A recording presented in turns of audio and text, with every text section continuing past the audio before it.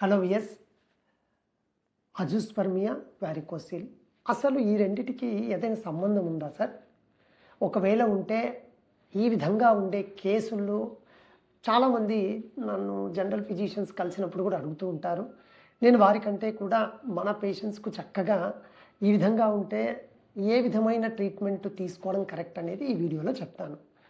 చాలామంది ఆలోచించేది ఏంటంటే, సార్ అజూస్పర్మియా, జీరోస్పర్మ్ ఇంకా పిల్లలు కలగరులేండి వదిలేద్దాం అనుకుంటారు. మహా తప్పిది.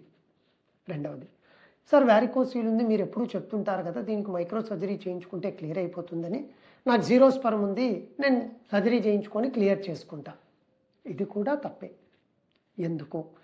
జీరోస్పర్మ్ ఉంటే నేను ఎప్పుడూ చెప్తూ ఉంటా, కారణం తెలుసుకోగలిగితే మీకు మీ సీమన్లో స్పర్మ్ దొరికే అవకాశం ఉండి మీ మిసెస్కి ప్రెగ్నెన్సీ వచ్చే అవకాశం ఉంది. అయితే మీకు జీరోస్పర్మ్ ఉంది, వారికోసిల్ ఉందని తేలింది, ఏం చేయాలి? జనరల్గా వారికోసిల్ అనేది ఎప్పుడూ కూడా స్పర్మ్ కౌంట్ని జీరో చేయదు. మీ స్పర్మ్ కౌంట్ తగ్గచ్చు లేదా క్వాలిటీ తగ్గచ్చు తప్ప జీరో అనేది జనరల్గా జరగదు. మరి ఒకవేళ మీకు జీరోస్పర్మ్ ఉండి వారికోసిల్ ఉంటే సర్జరీ కానీ వేరే ట్రీట్మెంట్ తీసుకోవాలా? నేనేమంటానంటే, మీకు వారికోసిల్ రెండు సైడ్లా ఉంటే ఫస్ట్ మీరు గ్రేడ్ తక్కువ ఉన్న సైడు టీసా చేయించుకోండి. First testicular sperm aspiration, simple needle micro surgical procedure. మన స్పర్మ్ ఉందని తేలిందా లేదా మీకు 5 డేస్లో బయాప్సీ రిపోర్ట్ వస్తుంది. సో రెండో సైడ్ అంటే గ్రేడ్ ఎక్కువ ఉన్న సైడ్ వద్దు, ఎందుకంటే టీసా అనేది సింపుల్ ఒక బ్లైండ్ ప్రొసీజర్ కాబట్టి మీకు చాలా ఇబ్బంది అవుతుంది. చిన్న వీన్ ఏదైనా బ్లీడ్ అయినా కూడా హెమటోమ్ వచ్చి వేరే ప్రాబ్లం వస్తుంది. సో గ్రేడ్ తక్కువ ఉన్న సైడ్ టీసా మనం చేసిన తర్వాత స్పర్మ్ చాలా తక్కువనో లేదా మీడియంగా ఉందని తేలిందనుకోండి, అప్పుడు మీరు ఖచ్చితంగా వారికోసిల్ చేయించుకుంటే మన స్పర్మ్ కౌంట్ పెరుగుతుందని చెప్పను, క్వాలిటీ ఆఫ్ స్పర్మ్ మీకు ఉండేది వస్తుంది. ఎప్పుడు? నెక్స్ట్ ఫ్యూచర్లో మీరు ఐవీఎఫ్కి వెళ్తే అప్పుడు జీరోస్పర్మ్ ఉన్నా కూడా ఆల్రెడీ వారికోసిల్ ఉంది కాబట్టి దీనికి మైక్రో సర్జరీ చేయించుకున్నాం కాబట్టి యూజువల్గా క్వాలిటీ ఉన్న స్పర్మ్ వస్తుంది కాబట్టి మనకు పాజిటివ్ ప్రెగ్నెన్సీ వచ్చే ఛాన్స్ రిలేటివ్గా ఎక్కువగా ఉంటుంది. సో మీకు జీరోస్పర్మ్ ఉంటే ఫస్ట్ టీసా చేయించుకొని దాని తర్వాత ఇందులో వచ్చిన రిజల్ట్ని బట్టి వారికోసిల్ మైక్రో సర్జరీ చేయించుకోవాలా లేదా డిసైడ్ చేసుకోవాలి.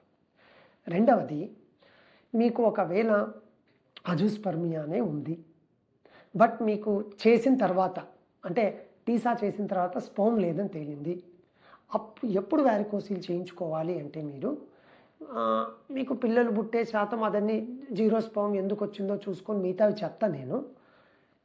ఈ వారికోసిల్ టెస్టిస్ని డ్యామేజ్ చేస్తూ వస్తుంది. సో ఏమవుతుంది?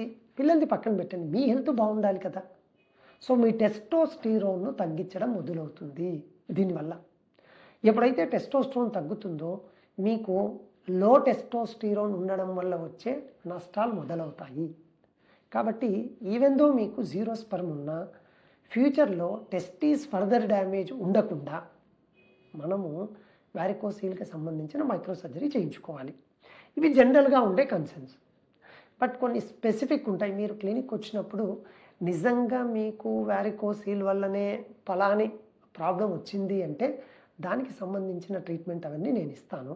సో ఫైనల్గా విఎస్ నేను చెప్పొచ్చేది ఏమంటే, మీరు ఎవరో చెప్పారని జస్ట్ జీరోస్పర్మ్ ఉంది వారికోసిల్ సర్జరీ చేయించుకుంటే నాకు అంతా నార్మల్ అవుతుంది అని అనుకుంటే మీరు పొరపాటు పడ్డట్టే.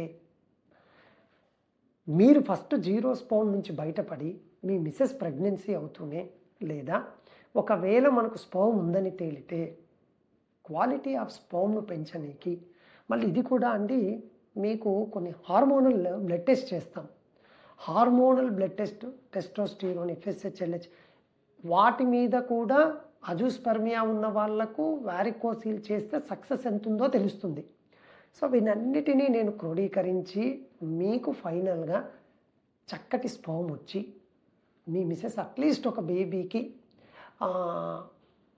జన్మనిచ్చే విధంగా నా తరపున నా పాత్ర పోషించి చక్కగా మీరు పిల్లా పాపలతో ఉండే విధంగా చేయడంలో నా సహాయం అనేది చేస్తానండి.